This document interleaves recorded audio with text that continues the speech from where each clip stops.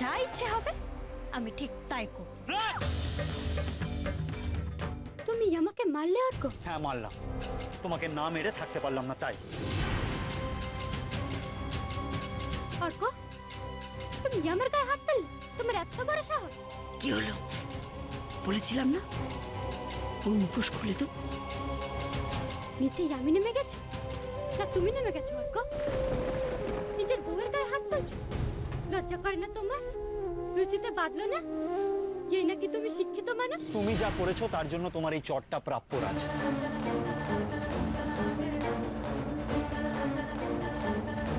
আজ যদি আমি তোমাকে এই চটটা না মারতাম না তাহলে শিক্ষিত কেন, আমি নিজেকে মানুষ বলে পরিচয় দিতে পারতাম।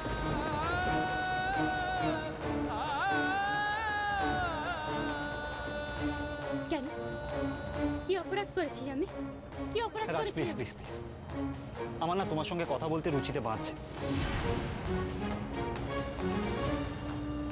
আর সব থেকে বেশি রাগ হচ্ছে কার উপরে জানো?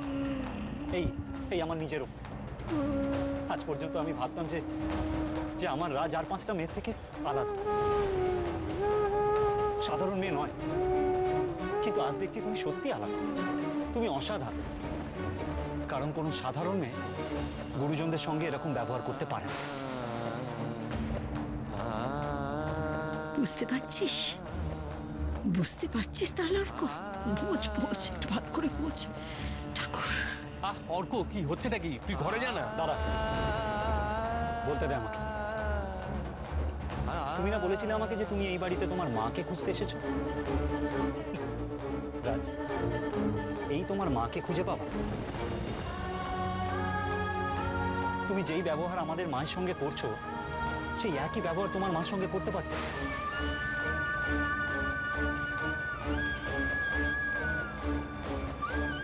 অর্ক, আমার মায়ের সঙ্গে তুমি তোমার মায়ের তুলনা করছো? আমার মা কোনোদিনও কাউকে কাজের লোকের মতন খেতে দেয়নি, না খাইয়ে কষ্ট দেয়নি, কোনোদিন কাউকে ছোট করেনি, কোনোদিন কারণ মনের ইচ্ছেকে আঘাত দেয়নি। আর তোমার আম্মা নিজের ছেলের বউকে কাজের লোকের থালা খেতে বাধ্য করেছে। অল্প তুমি আমার আম্মার সঙ্গে তোমার আম্মার তুলনা করছো কোন মুখে?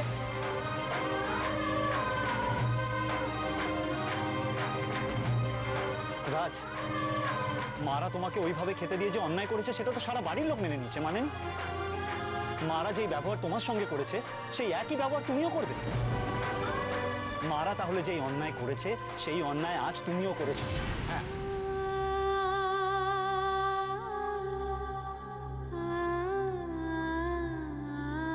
ন্যায় অন্যায় এত তো আমি জানি না অর্ক।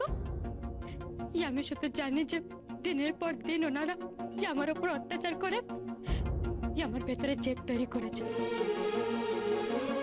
এখন তো শুধু আমাকে দোষ দিলে চলবে না। অর্ক, শুধু শুধু কেন ঝামেলা বাড়াচ্ছিস? যা না। এই ব্যাপার নিয়ে তোরা এত হল্লা করছিস? রাজলক্ষ্মী কি করেছে অর্ক? দাদু, রাজলক্ষ্মী যেটা করেছে সেটা আমার বলতেও মুখে বাজছে। পরিতা না করে পরিষ্কার করে বলি না। রাজলক্ষ্মী আজকে প্ল্যান করে মা কাকিমাদের অপমান করেছে।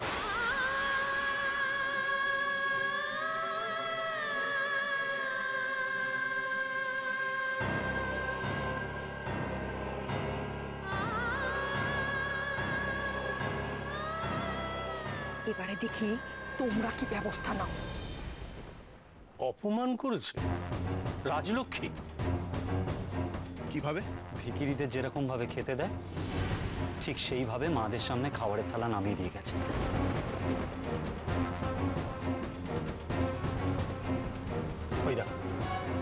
ওই দেখো কলাই থালা।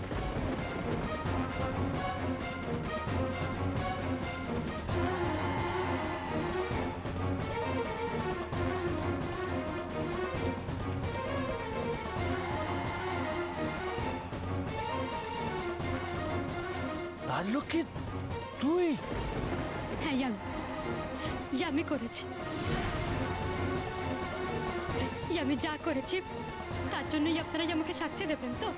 দিন, আমাকে শাস্তি দিন, আমাকে শাস্তি দিন। তবুই আমি বলবো যে আমি যা করেছি তার জন্যই আমার বিন্দু মাত্র অনুতাপ নেই।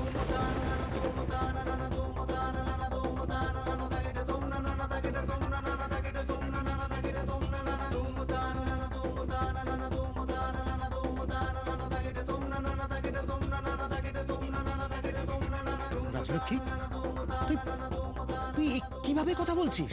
বললাম তো, যা করাই আপনারা করুন। আমি যা করেছি ঠিক করেছি। আমি আমি কারোর পরোয়া করি না। আমি কারোর খাইও না আর কারোর পরিও না। আমি নিজে রোজগার করে নিজের খরচা নিজে চালাই। যা করাই আপনারা করুন। আমি কারোর কথা মতন চলতে পারবো না। রাজলক্ষ্মী, তুই কি পাগল হয়ে গেলি?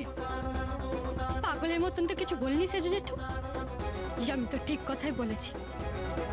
আমি তো আপনাদের পয়সায় খাই না,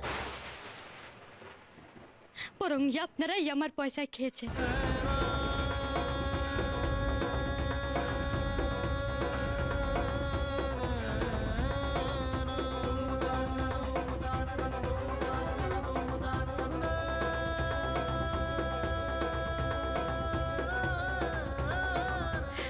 আমি রেতেতি বলে আপনারা খেয়েছেন, তাহলে আমি কেন কারো তোয়াক্কা করে চলবো? তোকে তো আমরা টাকা নিতে বারণ করিনি রাজলক্ষ্মী। হাতে তো তুলেও দেননি না।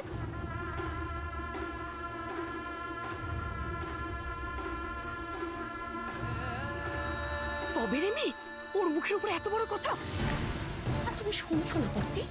যত বড় মুখ নয় তত বড় কথা ও শুভ্রর বাবার মুখের উপরে। বলতে দাও বেশি, আরো বেশি বেশি করে বলতে দাও। ও পাগল হয়েছে। ও যতই সব বলবে আমাদের তত উপকারে লাগবে। বলতে দাও, মাথা খারাপ হয়ে গেছে। ব্যাস, অনেক বলে ফেলেছো রাজ তুমি।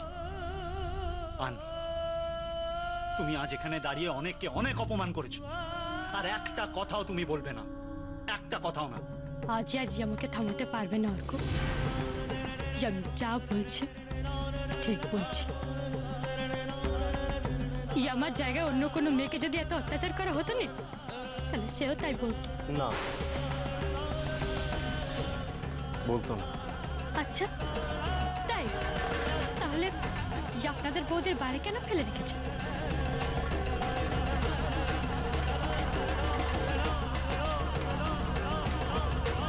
যান, বাড়িতে নিয়ে আসুন। আমিও দেখি আমাদের অত্যাচার ওরা কতদিন সহ্য করতে পারে।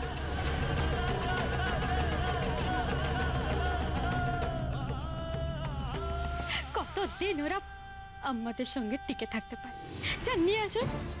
তারপর দেখি যে আমি খারাপ নাকি ওরা খারাপ।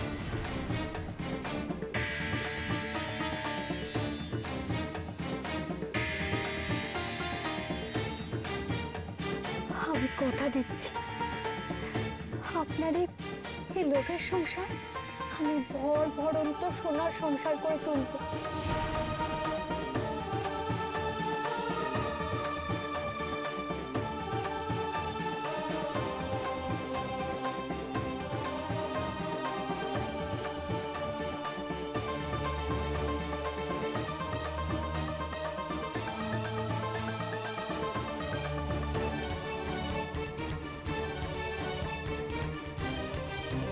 বাবা, জেঠু, তোমরা আমাকে ক্ষমা করে দিও। অর্ক, তুই ক্ষমা চাইছিস কেন? তুই তো কিছু করেছি, ভীষণ ভীষণ ভুল করেছি। আজ পর্যন্ত আমি শুধু রাজের পক্ষ নিয়ে গেছি, কিন্তু কখনো বুঝতে পারিনি যে প্রশ্রয় প্রশ্রয় ওর মাথাটা এতটা খারাপ হয়ে গেছে।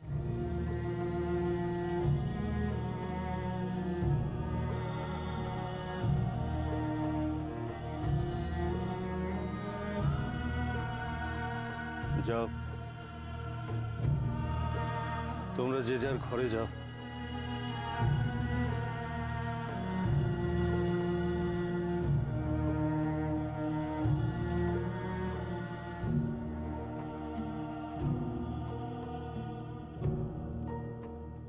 অর্ক,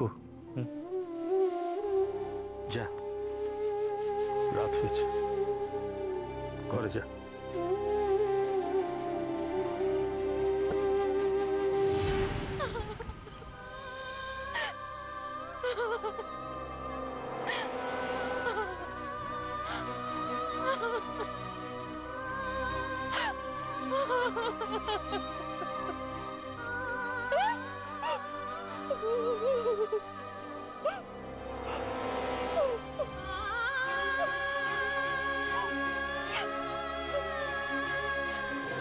কি বলেছিলাম না, বলেছিলাম তোমাদের মাথার উপর ভগবান আছেন, ভগবান। নীলিতার বিপাকে পড়েছিলাম আমরা, কোথাও কিছু নেই, হঠাৎ রাজলক্ষ্মীর মাথায় পোকাটা নড়ে উঠলো। বলে তোমরাই বলে, এটা কি সম্ভব ভগবান ছাড়া? হঠাৎ করে এমন খেপেই বা উঠলো কেন বলতো রে? এটা তো হবারই ছিল। আমি তোমাদের বলেছিলাম না, বাড়ছে যখন বাড়তে দাও, যখন পড়বে এবারে মুখ থুবড়ে পড়বে।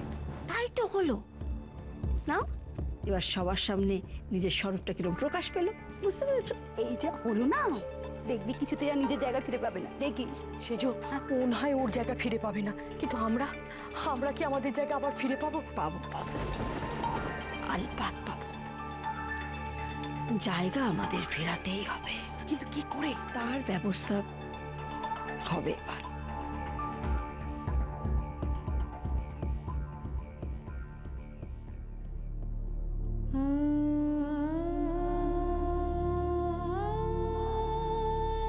যা চেয়েছিলাম সেই মতোই কাজ হয়েছে।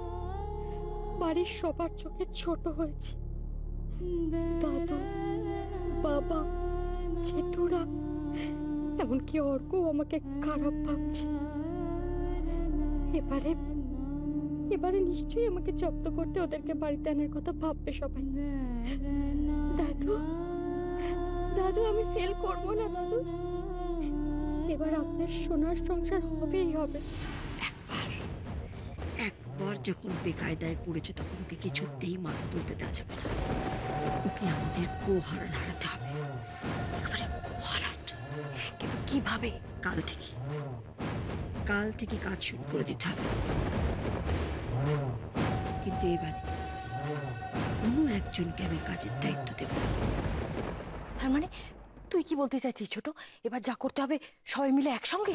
হ্যাঁ, এবারে আমাদের চারজন নিজের মতো করে কাজটা গুছিয়ে নিতে হবে। তোমাদের কাজটা বরং বেশি। উফ, এটা খুলে বল না। ঠিক আছে, তবে শোন,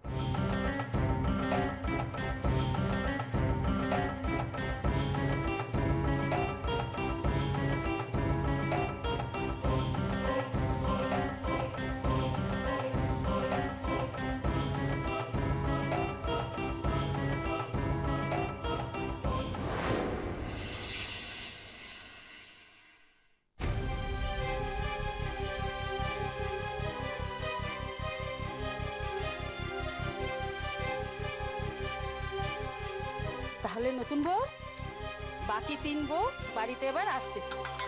তুমি পারো বটে নতুন বউ। তুমি 3 বউরে এ বাড়িতে আনবে বলেছিলে, যে আনার ব্যবস্থা করি ছাড়লে।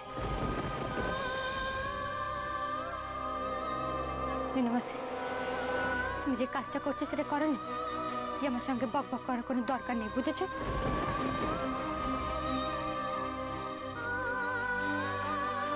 থাক নতুন বউ, তোমার কেউ চেনুক আর না চেনুক, আমি তো তোমারে চেনি, আমি তোমারে বুঝেছি। তুমি এই যে সবসময় ঝগড়া করতেছো, এটা তুমি ইচ্ছে করে করতেছো, সব লোক দেখানো। আমরা লেখাপড়া না করতে পারি, কিন্তু সংসারের পাট তো কম দিন হলো নি, সেই পাট থেকেই তো চুলে পাক ধরলো। রঙ্গও জানো তুমি, এরপরেও এর বাড়ি আনাচে কানাচে তোমার নিন্দে হচ্ছে। তোমার কেউ বুঝলো নি গো, কেউ বুঝলো নি। বিনবাসী, তুমি চুপ করো না। আমি দাদুকে কথা দিয়েছিলাম যে দাদুর সংসারকে তুমি সোনার সংসার করে দেবে। তা বলে নিজেকে সকলের সামনে খারাপ করে, এছাড়া যে আর কোনো উপায় নেই বিনবাসী। আমাকে যে জেতার নেশায় পেয়ে বসেছে, যে আমাকে হারিয়ে আমাকে জিততে হবে। আমাকে জেতানোর দায়িত্ব যে আমারই। তাহলে তাহলে ওই ওই তিন বউ এ বাড়িতে আসতে পারবে। আমি খারাপ হলে যদি ইয়াতে লোকের লাভ হয়, তাহলে তাহলে এই কাজটাই আমি কেন করবো না? দুর্বাসী, কেন করবো না আমি? এত স্বার্থপর আমি হতে পারবো না। আমি হতে পারবো না। তুমি যাই বলো আর তাই বলো, আমি বড় বাবুরে গিয়ে সব কথা বলবো। না মিনুবাসী, না, দাদুকে কিছু বলো না মিনুবাসী, কিছু বলো না। কেন কেন তুমি এরকম করতেছো নতুন বউ? বড় বাবুরে সব জানিয়ে রাখো। না মিনুবাসী, সে যদি একটু বুঝতে পারে যে ওই তিন বউকে এ বাড়িতে ফেরানোর জন্য আমি এসব করছি না, তাহলে সবাই জেনে যাবে। আর আমারা যদি জেনে যায়, তাহলে ওরা কোনোদিন এই বাড়িতে আসতে পারবে না। মিনুবাসী, তুমি কাউকে কিচ্ছু বলোনি। তুমি না কটা দিনের জন্য ছুটি নাও। ছুটি কেন? যে আমি বলছি তাই, আমার কথা তুমি শুনবে না? তোমার কথা না শুনে আমি কি আমার নরকে যাওয়ার রাস্তা তৈরি করবো নাকি? তবে তোমার জন্য আমার বড্ড চিন্তা হচ্ছে গো। আমার মনে হচ্ছে এতে তোমার বিপদ আরো বাড়বে। আমার বিপদ কিসের মিনুবাসী? জানি না, তবে আমার মনে বড় কু ডাকছে। বাড়িতে নতুন বউরা আসবে, ইয়ে তো আনন্দের সময় মিনুবাসী।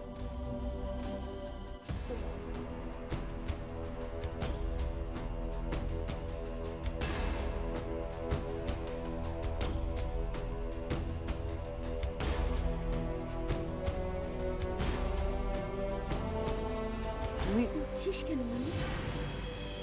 একটু শুয়ে থাক না। না না ঠিক আছে। তোর মাথায় আমি একটু হাত বুলিয়ে দিই। ঠিক আছে মা, ঠিক আছে। এই দেখি তোর মুখটা এমন দেখাচ্ছে কেন? শুকনো শুকনো আছে। তুমি তোমার ঘরে আসো না। কেন আসতে নেই বুঝি? আমি তো সে কথা বলিনি তোমাকে। তোর মাকে এখন এই বাড়িতে উঠতে বসতে সবার অনুমতি নিতে হচ্ছে, সব কাজে। অবশ্য ছেলের ঘরে আসতে কেউ বারণ করেনি। আরে মানে তুই আবার বারণ করছিস না? না মা, আমি তোমাকে কোন মুখে বারণ করবো? শুনেও ভালো লাগলো। বলা তো যায় না, বাড়ির সকলে তোর মাকে যেভাবে দূরে সরিয়ে দিয়েছে, তুইও হয়তো। প্লিজ মা, প্লিজ তুমি এরকম ভাবে বলো। কাল রাতের ঘটনার পর থেকে আমি যে কি অবস্থায় আছি একমাত্র আমি জানি। জানো, নিজেকে খুব অপরাধী মনে হচ্ছে। আর শুধু মনে হচ্ছে যে আমি যদি একটু আগে হালটা ধরতাম, তাহলে হয়তো রাজ এতটা বেপরোয়া হয়ে উঠতো না। জানো,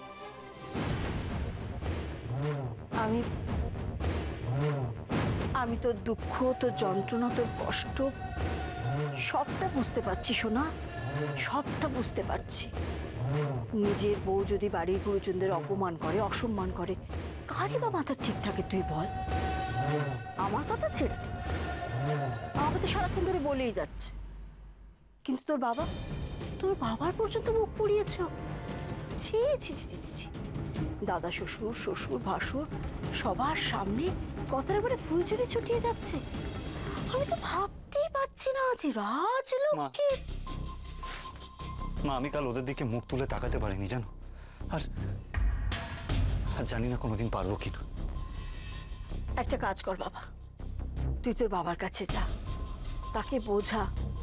হাজার হোক শ্বশুর মশাই তো ছেলের বউয়ের কাছ থেকে এমন ব্যবহার কে আশা করে বল? মানুষটা খুব আঘাত পেয়েছে, কষ্ট পেয়েছে।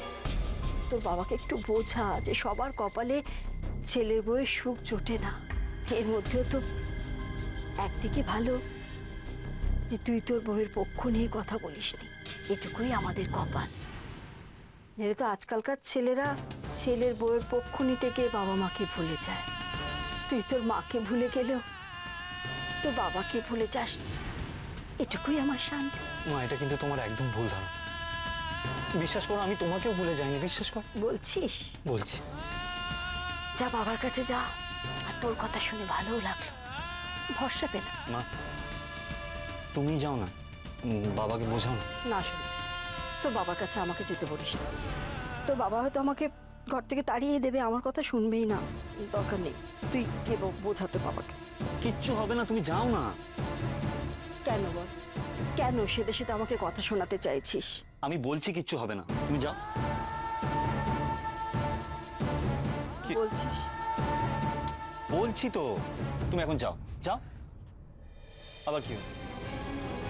হ্যাঁ, তুই আমার সঙ্গে আছিস তো বাবা? আমি আছি, আমি সব সময় তোমার সঙ্গে আছি।